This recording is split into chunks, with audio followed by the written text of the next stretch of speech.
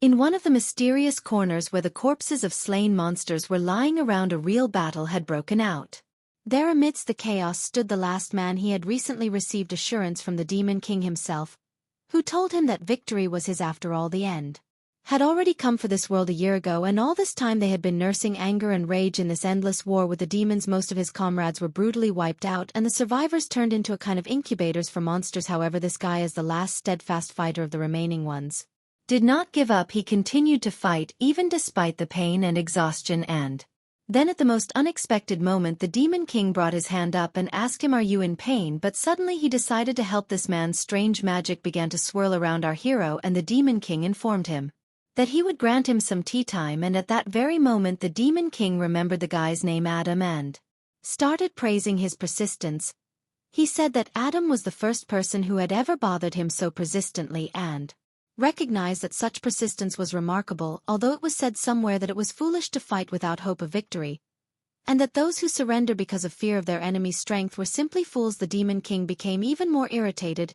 He thought that seeing such a weak and impatient type, Adam would surely surrender soon, for the Demon King himself was stronger than all humans. So he decided to offer Adam a deal, inviting him to come over to his side and leave this foul land. Together they could conquer other worlds, including the Palace of the Gods. Through his power, the Demon King grabbed Adam by the collar and asked if he would agree to join him, to which the Demon King confidently replied, "Of course you will." Except it seemed like a good idea to Adam, but in fact it was utter nonsense. After all, he had been mortally wounded in this battle, and there was no longer any salvation for him. But the Demon King just wanted to mess around and watch Adam beg him like some kind of coward. Adam, however, was not the type to plead with his enemy. Even if he had taken everything from him, Adam would raise his hand, and with the lightning-fast realization that the Demon King was the real villain, he decided to wreak havoc on the situation. Not bowing to sinister authority, he extended his hand to the Demon King, but instead of applying submission, he decided to have a little fun. Adam shook the Demon King's hand firmly with such force that he almost crushed it. It was at that moment that he realized that if he had really let his strength loose, his hand would have blown the demon to pieces. Instead, however, he decided to give the Demon King his answer while moving the fingers of his other hand like a conductor at a musical concert. And then something incredible happened. A bright light flashed between Adam and the Demon King as if there were magical fireworks on the stage. But the funniest thing happened when the light blinded everyone around them, and at the same moment there was a loud firework of explosions. The Demon King remained standing next to Adam, not far from the epicenter of this absurd explosion, and realized that even such a powerful demon could fall victim to Adam's fun despite his hand. He could not believe his eyes. After all, a real monster arm had unfolded in front of him, and he just thought, what kind of cosmic fucked up is this? Then the Demon King, as if burning with rage, exclaimed, "Adam, you're a total dub and a totally stupid type." Then he added, waving his monster hand, "Fuck you, and you better not have been born at all." And then the Demon King struck as if with a sword, though it was his monster hand. Adam flew into the bushes, lying there like 100 potatoes. He already thought his battle was over, and this was his ultimate disgrace. He was about to gather the remnants of his dignity and thought about how he had failed to protect everyone as he had promised. Suddenly, as if nothing had happened, Adam felt his body. He just couldn't figure out why the hell he was here after all. As soon as he turned his hooves in the past world, he thought that this was the final applause, but then bang, he got up on his feet and he was unharmed. Armed, he looks around and there are some strange tricks here. His wounds have disappeared.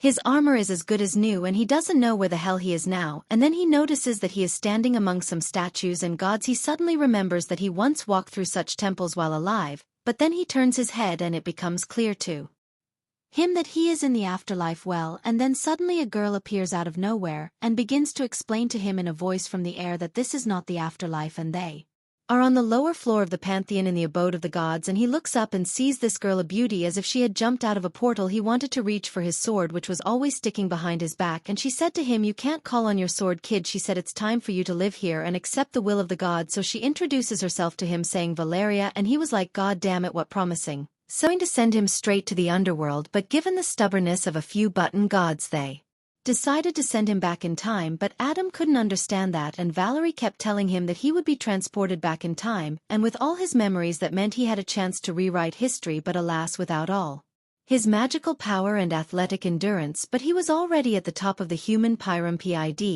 He thought it was all Some surreal dream because a demon king can't create illusions, right? Or is this just death euphoria? Finally Adam decided to ask Valeria the question, so why did they decide to give me this chance? Valeria replied that it wasn't easy and that she could prove it. Adam waved his hand and said that he believed her, but what would he have to do in return? After all, there is always some sort of tax in this world. After all, remember, demons killed people by the thousands, and the gods just cut off communication and ignored prayers. They even took the power away from priests who could fight, and now they have no god power or healing states. The human army had failed in all their defense and healing maneuvers, so humanity thought the gods had abandoned them, and this is where Valeria starts to say that the gods want something more than just bread and spectacle. Valeria, with a hint to the great gods, stated that it was time for them to diversify their leisure time a bit. They were, it was pointed out, already bored out of their minds watching people and monsters losing hope. Adam, for his part, was utterly bewildered, not realizing what they were talking about. Valerie continued to convince the gods that it would be a shame if Adam died too quickly, for it was so rare to find people who could go all the way, even if there was only death and many monsters in their path. This excursion into monsterology that Adam had begun 5 years ago seemed to the gods to be quite interesting. Of the gods would be upset if it ended too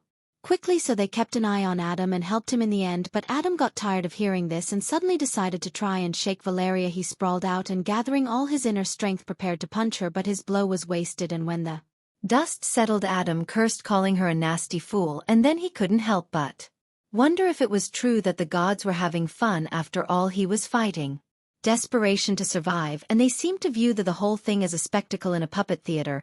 But as soon as Valeria saw that Adam was going to hit her again, she used her magic and summoned a huge creature that began to lash out at Adam with its paw. Under this pressure, he lost his balance and eventually ended up under the creature's foot. As soon as Adam realized he was stuck under that huge foot of Valerie, she decided it was time to call him to calm, for his misunderstanding was funnier than a clown at a children's party. Valerie walked over to him, leaning in as if she was ready to announce some important secret to him. She told Adam that he felt as if he had misunderstood something and that she would correct his mistake. The gods in the heavens wondered if they were as interested in humans as humans were in types of cherry pies. They believed that if Adam proved his worth, he would get to choose his own gift, whether it was something personal or for all people. After all, everything good in life had to be paid for, and no one was getting away with it. Valeria claimed that among all the gods there was one who insisted on bringing him back to the past for a very unusual reason, and then she pulled out some sort of magical mirror and began to show the demon king, who was screaming and asking how much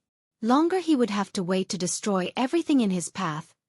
He began to demand that God appear at once, for some man had turned his world upside down. They realized that the demon world could not be allowed to mix with the human world, and there would be a heavy price to pay. Adam, watching this whole scene, could not understand what was going on. After all, the demon king who had threatened to destroy 10 worlds was knocked out because of some mundane human action. It was as funny as the most goofy comedy. Valeria finished her story by saying that the demon king was invincible and had never been injured until that moment, but Adam decided to spice up the situation a bit, and spice things up. He realized that his actions would ruin the demon king's record, and he couldn't help but laugh at the thought of how much he would hurt that very king's pride. However, Adam also realized that the demon king, it turned out, was a complete mad fool. After all, why would he fight one more time and get a clean victory? Approaching Valeria, Adam grinned and asked what she thought of the situation. Valeria smiled and clenched her fist, preparing for her answer. If he wants to die so badly,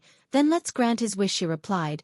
But let him wait a little while first. We'll get ready, and then when he comes we'll give him a real show. At this point, the gods apparently decided to support Adam in his endeavor. Valeria began the preparations, and the arrival of the demon king was left to chance. He would have to wait a little while to regain his strength. The gods also wanted to give him a gift, and Adam would be able to test it as soon as he arrived. Valeria was perfecting plans for her revenge, and she intended to use this chance to take revenge not only on the devil but on all the gods who had abandoned her. When the location for the battle was chosen, Valeria began to confirm the constellation for space-time travel, and once the confirmation came, she wished Adam good luck. This promised to be a really interesting adventure, and then, as if by magic, as if someone had snapped his fingers, Adam suddenly began to hear some strange phrases. Slowly opening his eyes, he found a group of guys in front of him arguing animatedly about whether or not he was alive. One of them decisively poured a bucket of water on Adam, waking him up, and at the same moment they started yelling like it was the only thing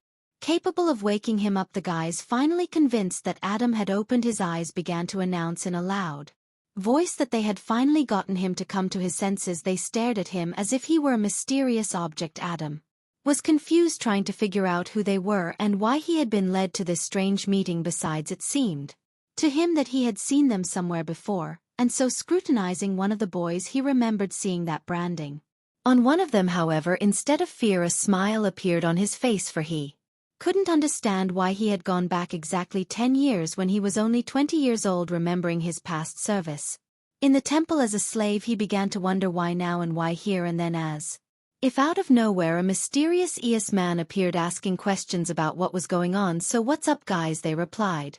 "Nothing much." The chief ordered them to finish their rest and return to their seats, but one of the boys, as they left, whispered something to the effect that if this guy got involved in their squabble, he'd regret it. As they started to walk away, Adam gave that guy one last word, telling him to repeat his words. The guy got angry, but his friends quickly dragged him away. Things were getting even weirder, and Adam realized that it was hardly worth bothering with such scum, and at that very moment, he turned his attention to the boy in front of him, who began to tell him, "Thanks for standing up for me." But Adam had no idea who this mysterious child was. Well, apparently, because it was all 10 years ago, he doesn't remember the details at all. It would take him a while to adjust, and as he took a few steps, he remembered the gift Valerie had told him he could use if he cast a magic spell, and once Adam was sure that no one was near him, he spoke those words, "Reveal your wonders to me." Suddenly a bright light began to shine, and Adam realized that he had this power. He couldn't believe that such a thing was even possible. Here was a case